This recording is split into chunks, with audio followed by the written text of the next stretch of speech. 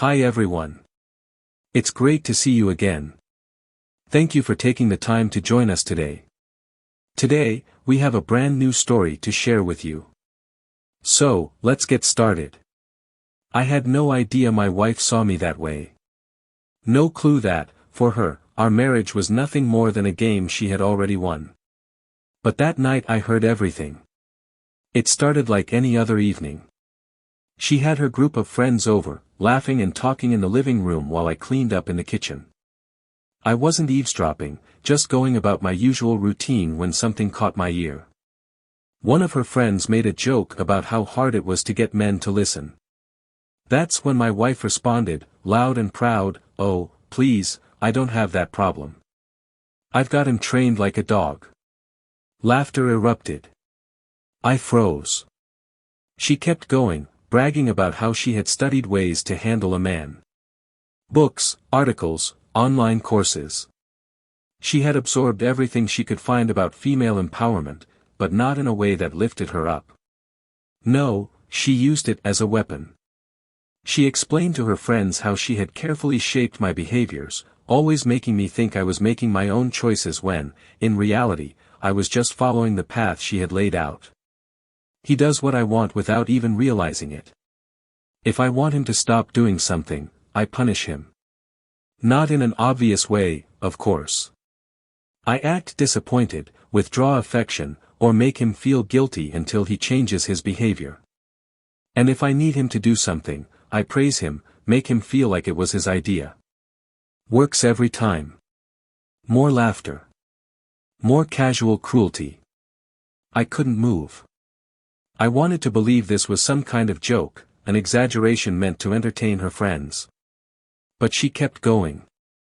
She listed examples, how she made me believe I didn't enjoy things I used to love, hobbies, social outings, even certain foods, because they weren't convenient for her. How she planted ideas in my head and let me think they were my own.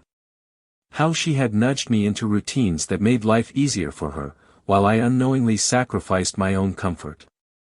One of her friends asked if she ever felt guilty. Why would I? She scoffed. It's not like he even notices. Besides, isn't that what marriage is? Either you train them, or they train you.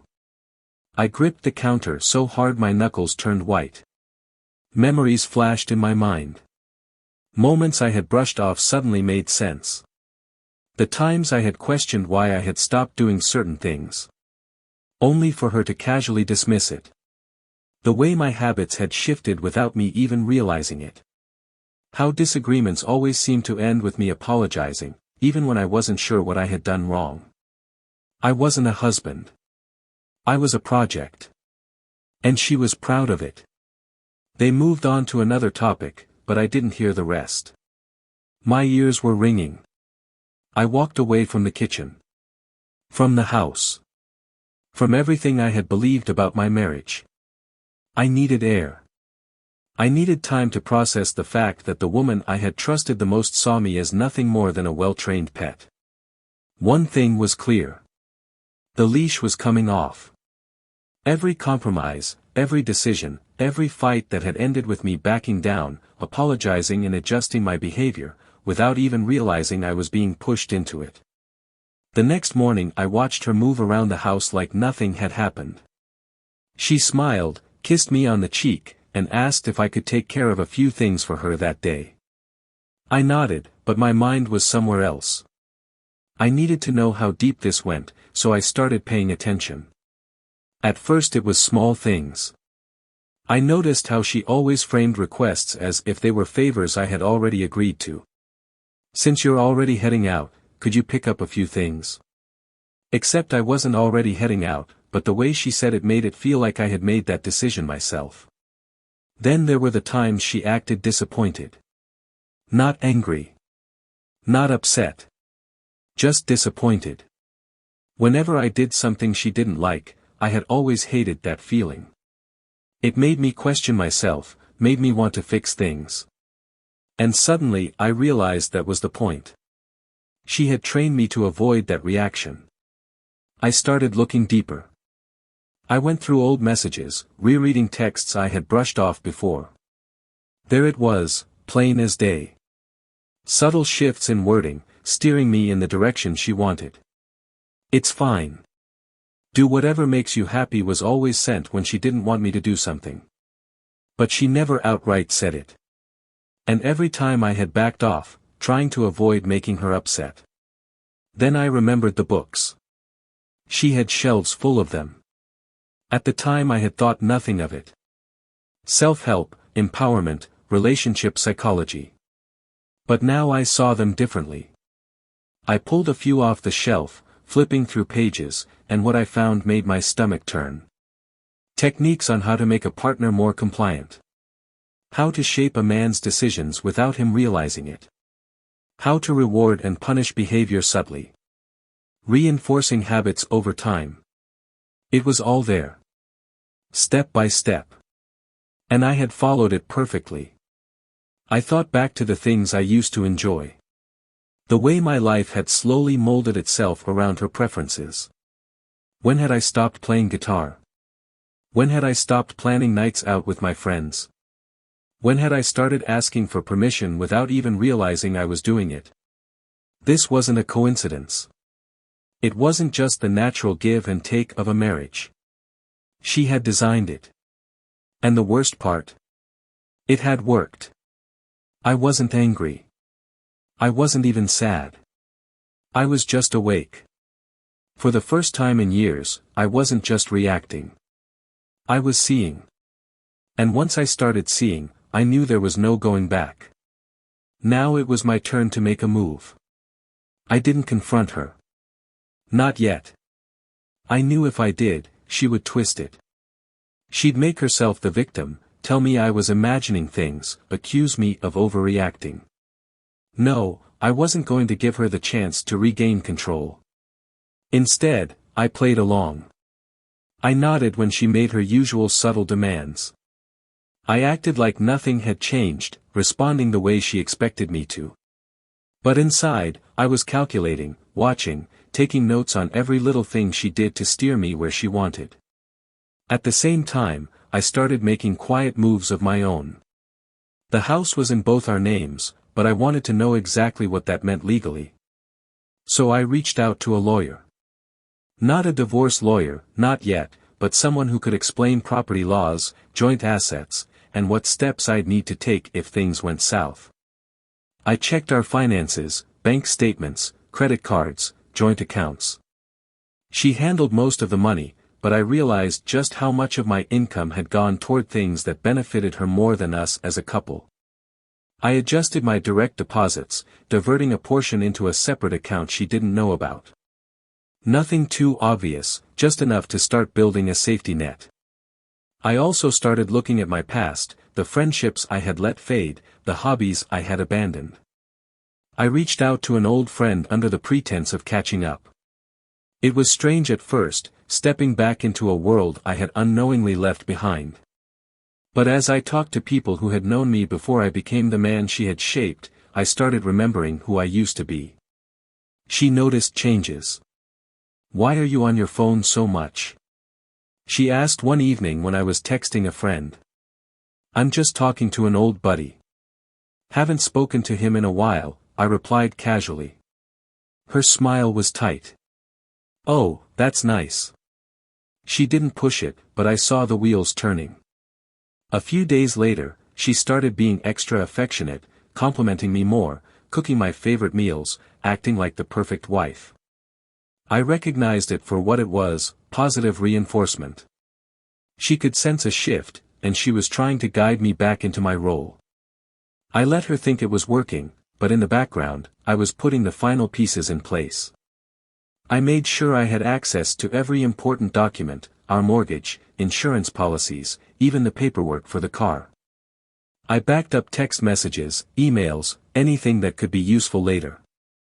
And then, when I was sure I had control of my own life again, I made the decision. The leash was coming off, for good. The moment had to be perfect. If I made my move too soon, she'd manipulate the situation, twist it back in her favor. I needed everything lined up, legally, financially, and mentally, and when the time came, I had to make sure there was no way for her to regain control. So I waited. I kept playing the role she expected. I let her believe she still had me under her thumb. Meanwhile, I finalized the legal steps to ensure I wouldn't just walk away. I'd walk away with the house. My lawyer had confirmed it. With the way our finances were structured, and some key documentation on how much I had contributed, I had a strong case. Then, one evening, I set everything in motion. She had just come home from a shopping trip, arms full of bags, things she had bought using our joint account, of course. She barely acknowledged me as she walked past, already calling a friend to brag about her latest finds. I sat at the dining table, waiting. When she finally noticed me, she frowned. "What's with the look?" I placed the folder on the table. "We're done." Her smile twitched, but she quickly covered it with a scoff. "Done with what?" I didn't answer right away. I let the silence hang in the air, forcing her to feel the shift. Then, calmly, I said, "This marriage, I know everything." I saw the flicker of panic in her eyes before she masked it. "What are you talking about?" She laughed, but it was forced. "You're being dramatic." I slid the folder toward her. Inside was everything. Proof of my contributions to the house, legal documents showing my claim, records of financial transactions, and most importantly, printed copies of her own words from messages and social media posts where she had bragged about controlling me. She flipped through it, her fingers moving faster with each page. "Where did you get this?" "I've been paying attention." Her face turned cold. "And what exactly do you think you're going to do with this?" "I already did it." That's when I told her. I had already filed the necessary paperwork. The house was mine. The accounts had been split. There was nothing she could do to reverse it. Her control was gone. She slammed the folder shut. "You can't do this to me." I already did. For the first time, she wasn't the one in control of the conversation. She wasn't pulling the strings. I was no longer reacting. I was leading. And she had no idea how to handle it. Her voice wavered as she tried to backpedal. "We can fix this. You're just upset. Let's talk about it." I shook my head. "I'm done talking." She stared at me, searching for any sign of weakness, any opening to manipulate me like before. But there was none. I wasn't the same person she had been shaping all these years. And for the first time, she knew it. At first, she just sat there, gripping the folder with white knuckles. Her eyes flicked from the papers to me, processing the fact that, for once, she wasn't in control. The silence stretched between us, thick and heavy. Then the performance began. Her voice softened. "I don't understand. Why are you doing this?" She reached for my hand, but I didn't move.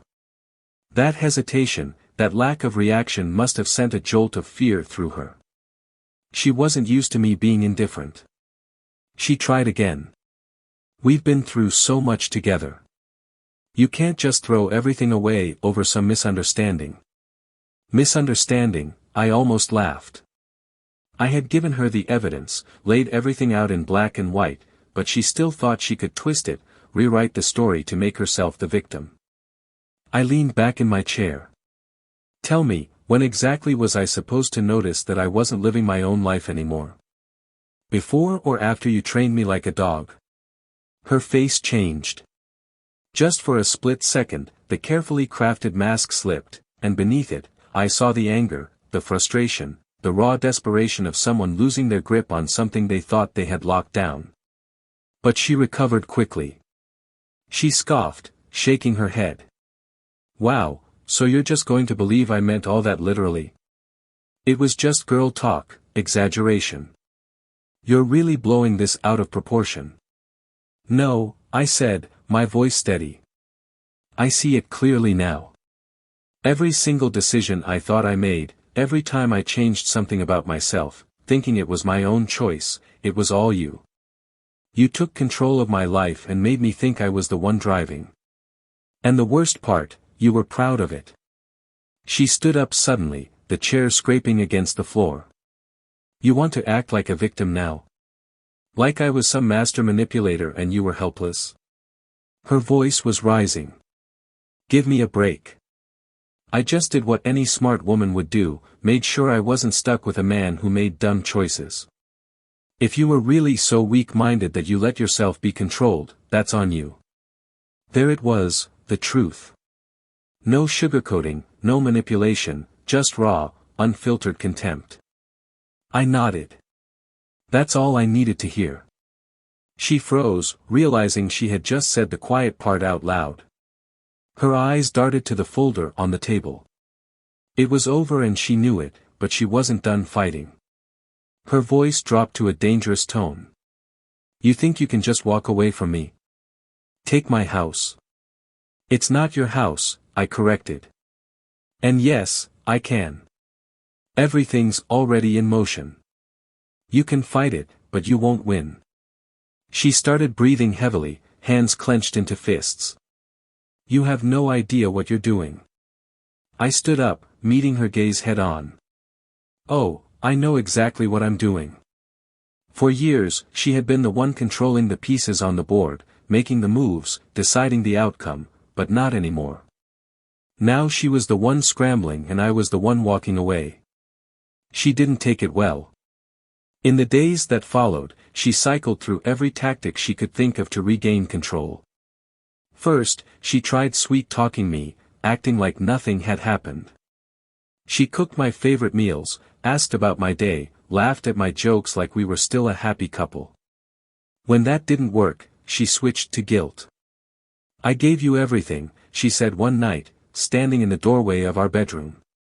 I shaped you into the man you are and this is how you repay me. I didn't respond. She had been shaping me all right, but not into the man I was supposed to be, into the one that best suited her. When the guilt didn't work, she got desperate. She threatened to fight for the house, to drag things out for years just to make me suffer. But she knew as well as I did that the legal side was already settled. She had no case. I had been smart about it. The moment she realized she had no more cards to play, the final shift happened. The kindness, the guilt, the anger, it all drained away, leaving nothing but cold indifference. Fine, she said, staring at me like I was a stranger. Go, take your stupid house, but don't come crying to me when you realize how much you needed me. I didn't say anything. I just watched as she grabbed her keys and stormed out. The door slammed behind her and just like that, she was gone. For the first time in years, the house was silent. I walked through each room, looking at the space that had once felt like a shared home but had really been a cage built just for me. And now it was mine, not just on paper, mine. Over the next few weeks, I stripped away every last piece of her influence, things she had picked out, furniture she had arranged to her liking, routines she had set in place. I changed all of it. I made the space my own. It wasn't just about the house. I reconnected with friends, picked up old hobbies and started making choices for myself again. For the first time in a long time, I wasn't being guided, manipulated or steered. I was in control. And it felt good. One day as I was sitting on my porch drinking coffee, my phone buzzed. Her name flashed on the screen. I didn't even hesitate. Blocked, just a clean break. She had spent years training me like a dog but in the end, I was the one who walked away, free. Our story has come to an end. If you've made it this far, how about subscribing to our channel? It helps us immensely. I've selected one more videos for you that I'm sure you'll enjoy. Feel free to click on them. I'll be waiting for you in the next story. See you soon.